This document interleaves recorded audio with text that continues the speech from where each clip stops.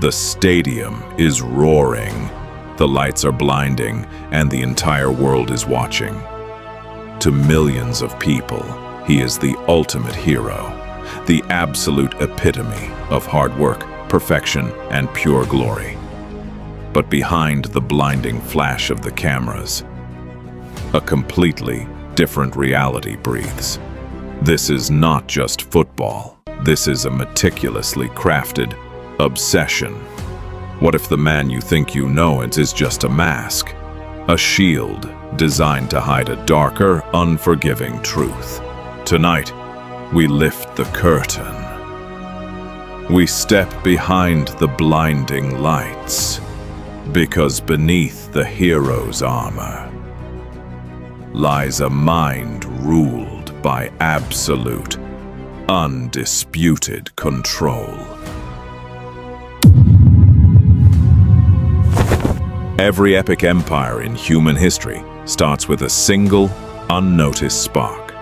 For football, that spark was a young, fragile boy from the streets of Madeira.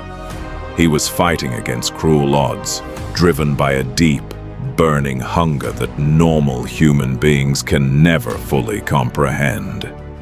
But look closer at the historic timeline. Every single victory, every crushing heartbreak, and every silent tear shed in the dark dressing room. It was not just raw emotion. It was a meticulously calculated sequence. The universe shifted with every single step he took on that pitch.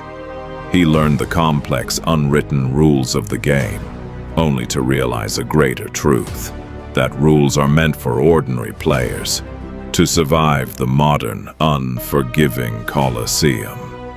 He knew he had to evolve. He had to shed his humanity, step out of the shadows, and become something absolute. A phenomenon the world of football had never witnessed before.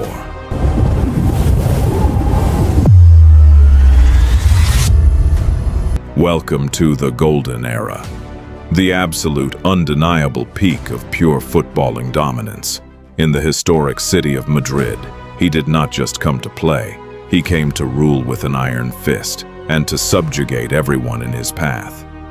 He became a true, relentless, sporting dictator.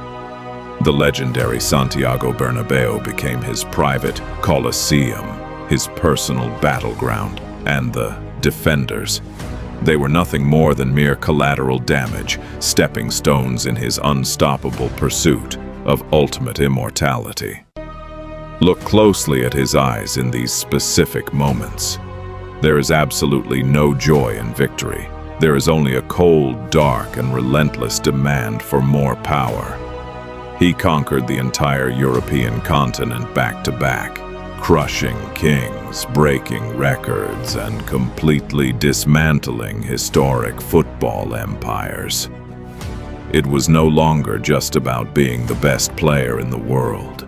It was about something much bigger, something terrifying. It was about absolute, undisputed psychological ownership of the entire game. He owned the pitch, he owned the crowd, he owned the clock, and ultimately, he owned history itself.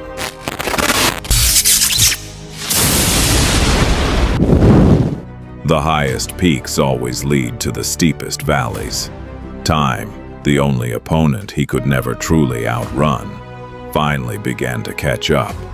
The heavy armor started to rust, and the golden throne he built in Europe was beginning to fracture. But a true dictator never truly abdicates his power. He simply changes the battlefield. Moving into the cold twilight of his historic career, every single step became heavier, and every sprint became a brutal battle against his own fading biology. The critics and the world thought the story was finally over, that the great empire had fallen into absolute ruin. But they forgot one crucial thing. A wounded king is always the most dangerous beast in the arena.